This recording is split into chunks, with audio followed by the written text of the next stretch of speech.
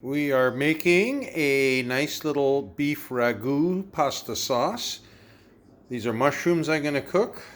In here is the Holy Trinity. We have onions and we have celery and a small grated carrot, 3 red Thai chilies because I love heat, and of course minced up garlic, which I add separately because I never want it to burn.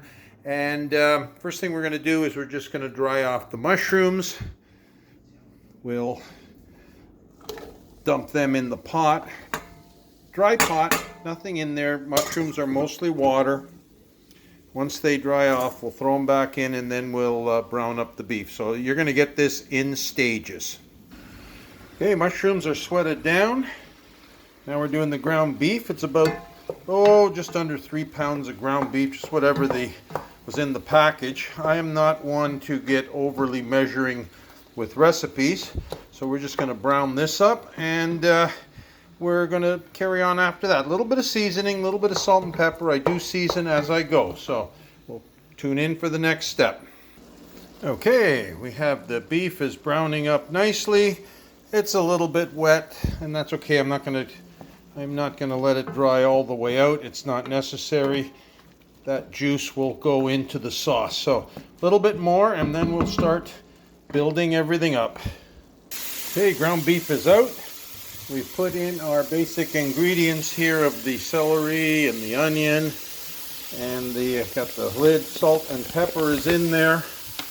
I'm going to add thyme because I love thyme. And again, as you can see, I do it all con occhio, which means by the eye. Later on, when we finish this sauce, I'm going to add some fresh basil, but I don't need it right now. It can go right in the end. This is all in, of course, extra virgin olive oil. And let that cook up and start to marry together. And then we'll add back the beef, the mushrooms, and the tomato sauce, and let everything start to come together. Because I always make my pasta sauces, they always start off very wet, and I let them evaporate into the full sauce. That gives it richness, and you can adjust your seasoning along the way. Always be careful with salt. As it evaporates, it will get saltier, and you can't take salt out. So we'll be back into the next stage. Okay, after this has been sauteing for a couple minutes, I'm going to add in the garlic. Because as I said, I don't want the garlic to burn. And we'll let it start dancing in there. Oh, that smell of garlic, I love it. I love garlic. If you don't, I really feel bad for you because it's good for you and it's delicious. And I got to figure out a way, like the professional YouTubers, to have my camera steady while I'm trying to cook with one hand. I could use another hand or an assistant. I have neither. So after that goes for about a minute, we're going to add back the mushrooms. We're going to add back the ground beef. We're going to let that all start to marry together, and then we'll add the tomatoes and a little secret ingredient, and it'll let it all start to come together. So back in a bit. Okay, we've added in some tomato paste, about half of one of those tins. You want to just fry that down a little bit, takes away some of the rawness about that. Let's go get our other ingredients.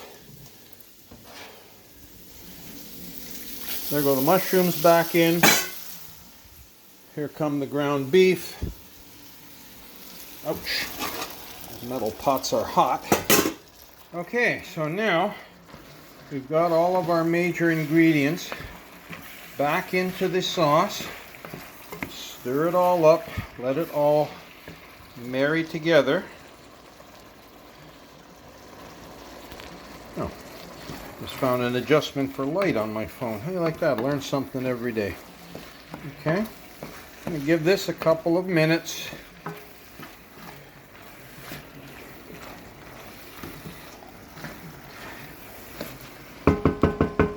Yes, I'm using a cast iron Dutch oven. A very great go-to pot for a lot of things. And the other thing is too, is as you go along, don't never be afraid to taste as you go along, especially if you're doing things in the rustic style like I do, and you'll be very happy afterwards. Taste as you go along, you'll end up with perfect cooking every time. All right, you can see we've added in the tomatoes. I use whole tomatoes, 2 28-ounce cans. I crush them by hand and rinse them out so there's water in here. And now, very, very important ingredient from yesterday, I have some red wine. This happens to be a Grenache from Montenegro.